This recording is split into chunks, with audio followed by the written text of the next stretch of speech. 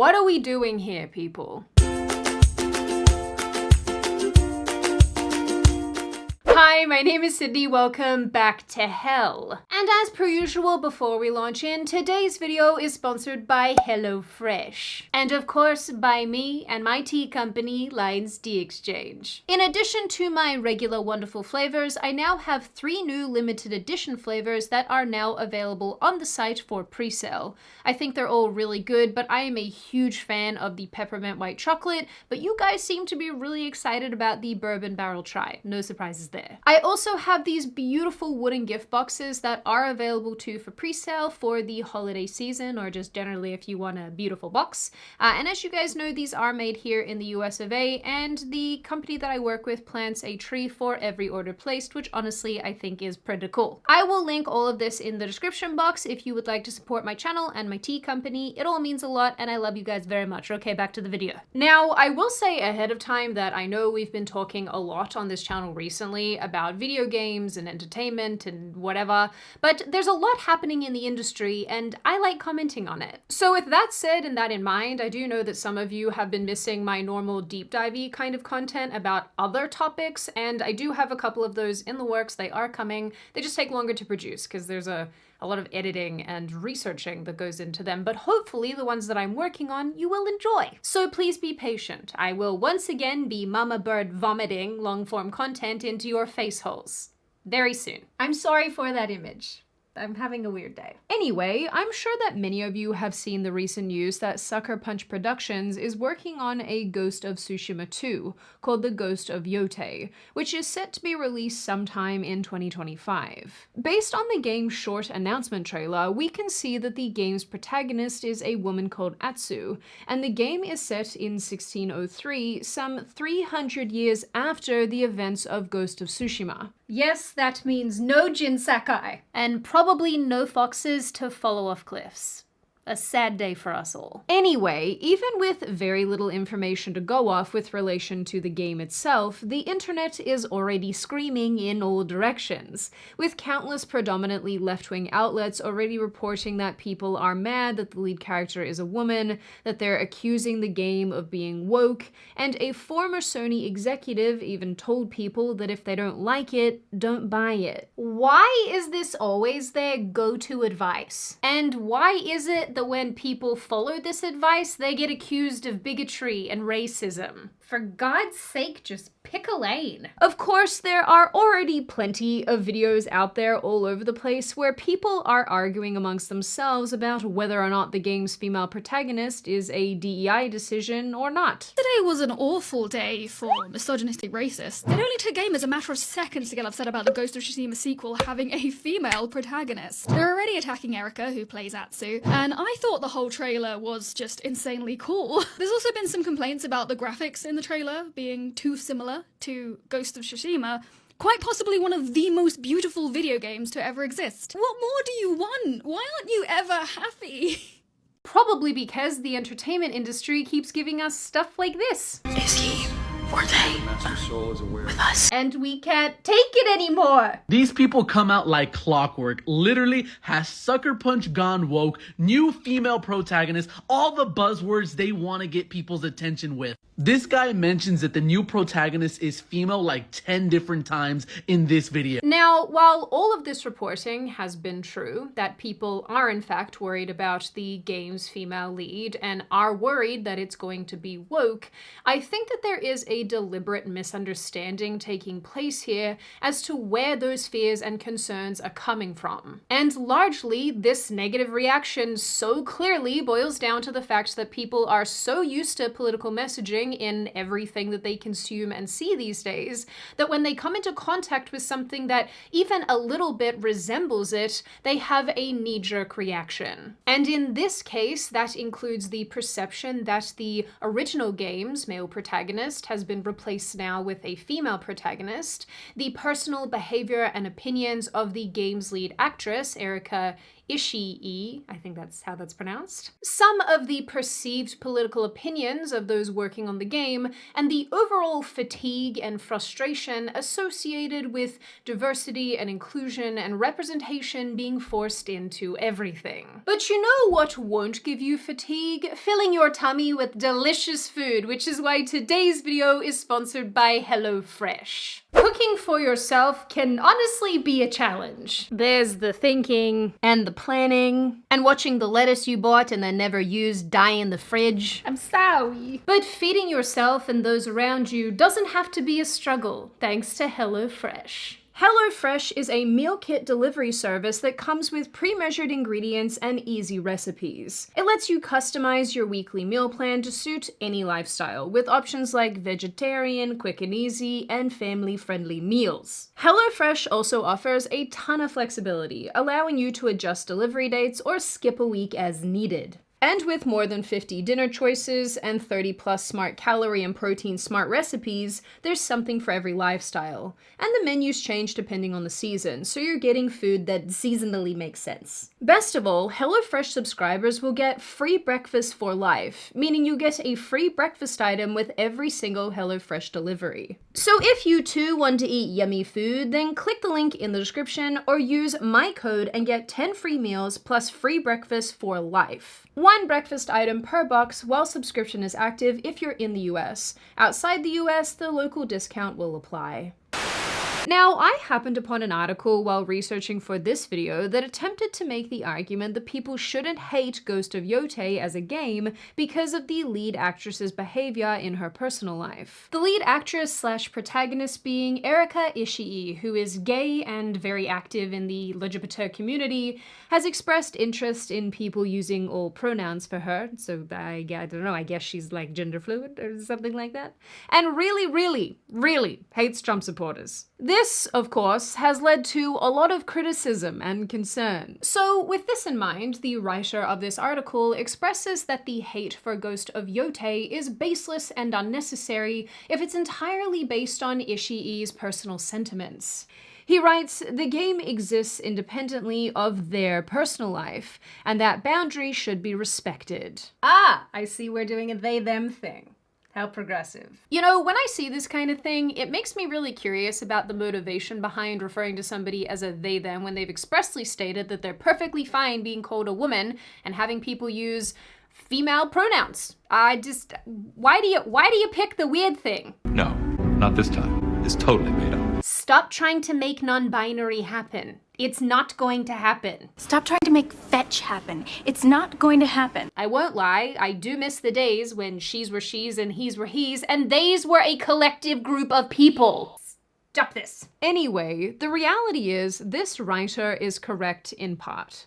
An actor or actress can be an absolute garbage person politically, in either direction, depending on which way you swing, but still do a phenomenal job at their craft. The problem is, and I think this is what's being missed here, more often than not, when someone is aggressively left-wing especially, that tends to make its way into the entertainment that they're creating. Because if they are this active politically in their personal lives, they almost see it as their primary objective to be this political in everything else that they do.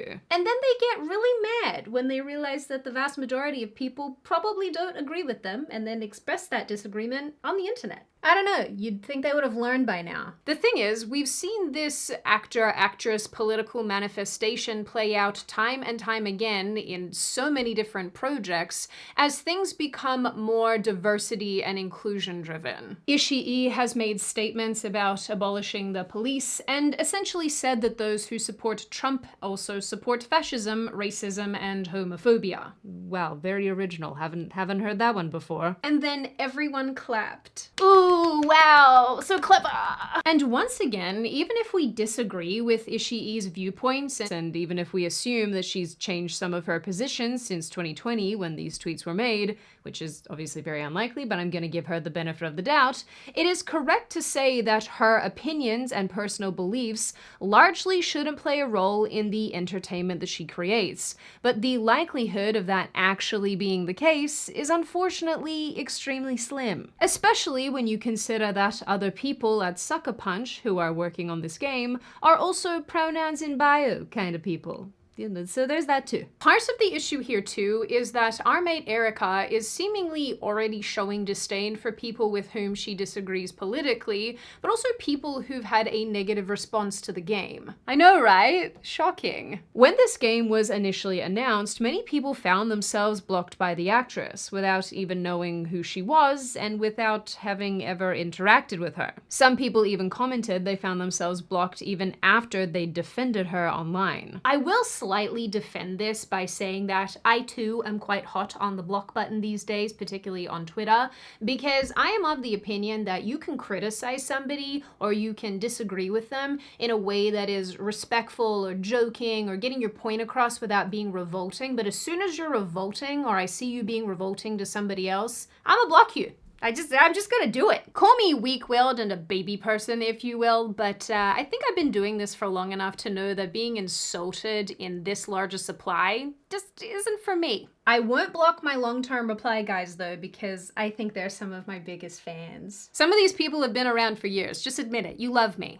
Then I love you too. Overall point being, people are observing this woman's behavior, her political opinions, the political opinions of the people at Sucker Punch, and the inclusion of a female protagonist, and arriving at the conclusion that this game is going to be more of the same. More girl boss bullshit, more overly leftist storylines, and something that will never live up to the standard that was Ghost of Tsushima. So with all of this in mind, let's address this female protagonist issue that seems to have people very, very heated. While I personally don't find female protagonists to be an issue most of the time, I can understand the people who do, and I can understand in this case specifically why people are very upset by this. My friend and fellow YouTuber Endymion went viral after he tweeted his disappointment when he saw that the Ghost of Yotei's lead was a woman.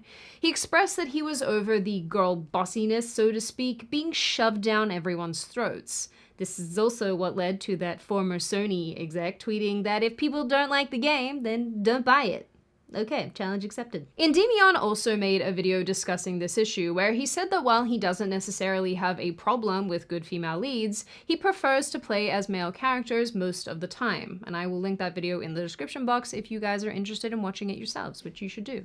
It's quite good. Now, to be perfectly clear, it is completely fine to feel this way. Shocking, I know, people have preferences. Gamers have preferences. Who would have thought? I wouldn't say I typically have a preference here because I am perfectly fine to play as the giant muscular men, because why wouldn't I want that? But by the same token, I'm also completely cool designing cute little girl characters to play as, and I usually do that when I have the opportunity. And, you know, when I play Far Cry 5 for the 9,000th time, I will make Rook a woman once again, and then pretend that she's running around getting bitten by cougars and, you know, drop-kicking cultists.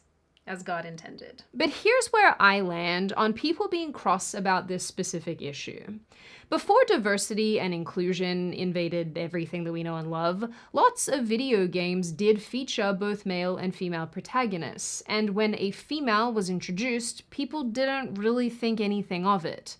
Lots of video games have created new and different characters as a series has progressed and become more complex, and again, people didn't think anything of it. I think the ambivalence towards a character's sex is probably more normal than abnormal. I don't personally have an issue with a female lead in a game, and honestly, on the face of it, I don't think many other gamers do either.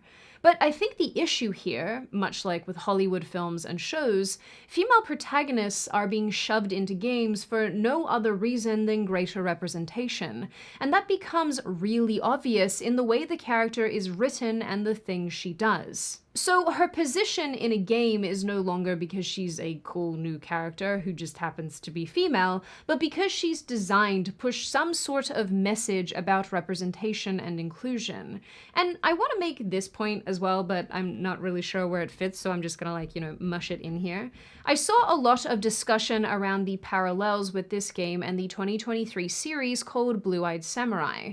It appears some people who believe Ghost of Yotei will be bad because it lacks historical accuracy and features a female samurai seemingly loved the 2023 show, which features a female warrior called Mizu on her quest to kill a bunch of people. I'll be vague because I don't want to spoil it. I confess, even I initially thought it was going to be more artificially strong woman girl boss bullshit, but I was honestly completely wrong. It ended up being so well executed, and Mizu as a character was so well written. On that front, I think Mizu and her story demonstrated that it's not necessarily female leads that people hate.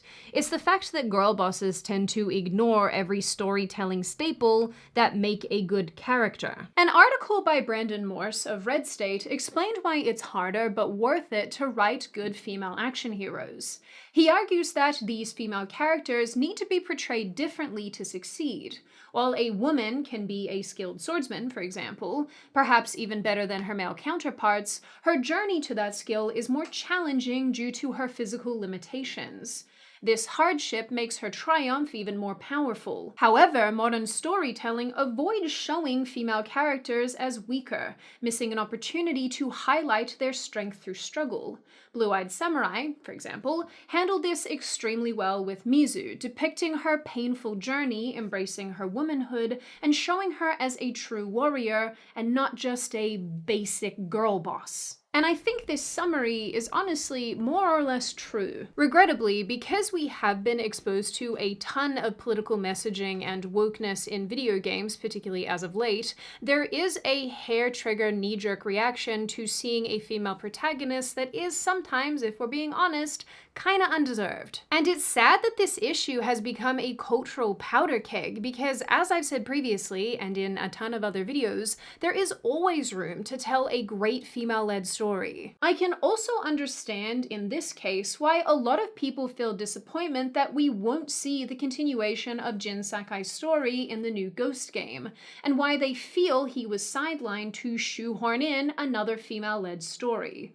Honestly, we don't know why this decision was made, but I do think it is a sign of the times that people automatically assume the worst of intentions, because that's the stage that has been set for all of us. The bottom line here, in my opinion, is that there is nothing fundamentally wrong with bringing on a new protagonist, and there's also nothing fundamentally wrong with that protagonist being female. Ghost of Tsushima was extremely well executed as a game, and it's why people are likely having such a strong reaction to this next one, because we've been built up and let down again and again with sequels that undermine the excellence of the initial game or creation. But despite all of our many reservations, based on what we know about the original game and based on this alone, there is no real reason to believe that Ghost of Yotei will be terrible. And personally, I'm actually kind of looking forward to this a little bit. Despite all the controversy here and the nonsense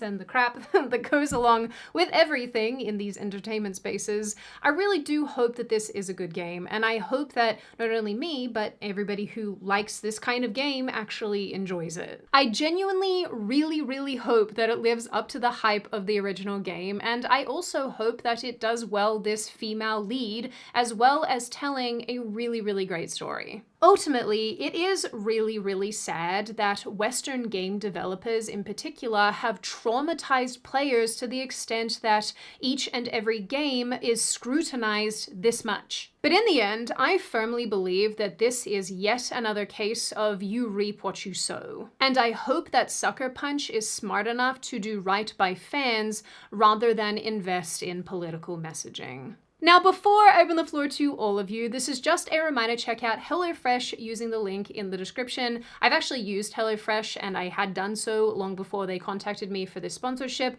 but it's a pretty cool opportunity now to take advantage of their free breakfast items. Now, I open the floor to all of you. What do you all think? Are you somebody who believes that this is a complete overreaction to the initial trailer and that everybody has lost their minds? Do you think that there is reason why people are feeling very concerned about this upcoming game? Do you think it's legitimate, that it's illegitimate? Are you of the opinion personally that this game will be woke and terrible and that it's already dead in the water? Or are you on my side of the fence where you think, hey, I'm actually going to give it a chance and super duper hope for the best and maybe potentially potentially be wrong, but at least I'm being positive about it. And what do you generally make of this issue overall? As always, if you have made it this far in the video, congratulations. I always like having you along for the full ride. If you are new here and you are not subscribed already and you would like to see more of me and more of this kind of content, feel free to subscribe to the channel, as well as leaving this video a like and a comment, because I do read the majority of them and I like your feedback. If you have a video suggestion or something that you'd like me to look into, feel free to let me know, because I do look into them and I do have a running list. But as always, in the interim, I will see you wonderful, pretty people in the next video.